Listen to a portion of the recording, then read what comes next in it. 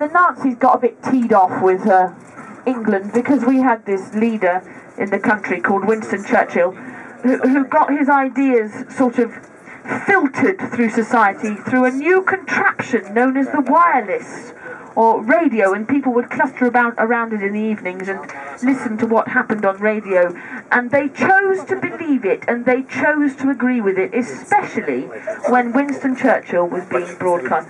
I have his broadcasts on CD, and occasionally I listen to them, and some of his speeches always reduce me to tears because, well, they're just pretty strong stuff, you know what I mean? But he's famous for saying lots of things, and one of the things he said was, never give in. And the English looked at each other and said, well, chaps, let's not give in, eh? And the Nazis just couldn't understand it. They couldn't get their heads around it, and they thought that we were a really weird bunch. Perhaps they were right.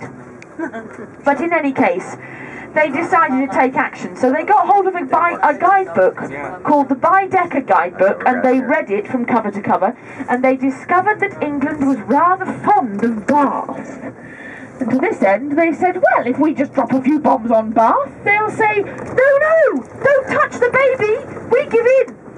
And they tried it, and they destroyed 19,000 houses, including some in the Crescent and some in the Circus, which was a bit sad. Let's just put it like that.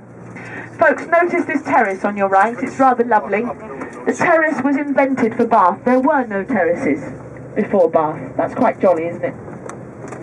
So they dropped these bombs on Bath, and the English looked at each other and said, I say, chaps, seems we've lost a few buildings in Bath, what?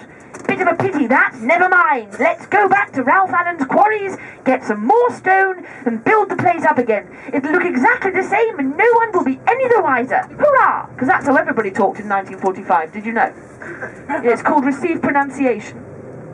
And it was all the rage until Elvis Presley turned up with his gyrating hips and his gum-chewing activities, and then it was trendy to speak with an American accent. And either way, the girl ahead of up on the upper deck on the right would just say, whatever, and that would be it. Okay. So we're coming out of Bath, we've passed the terraces, I've told you the story about the Baedeker air raids, which is what they were called.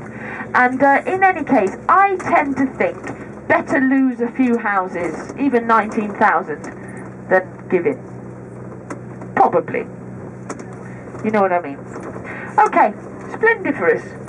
So we're leaving the glories of Bath behind, and soon we'll be passing the race course, and then we'll be out towards the open road.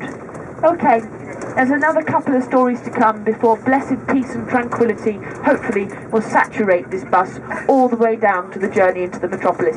When we're on the open road, by the way, I will be coming round to each and every one of you to talk about what on earth is going to happen to you when we get back to London. Alright, but don't worry about that yet. I'll come and see you, alright? I mean all of you individually, and we can talk it through. Okay, va bene.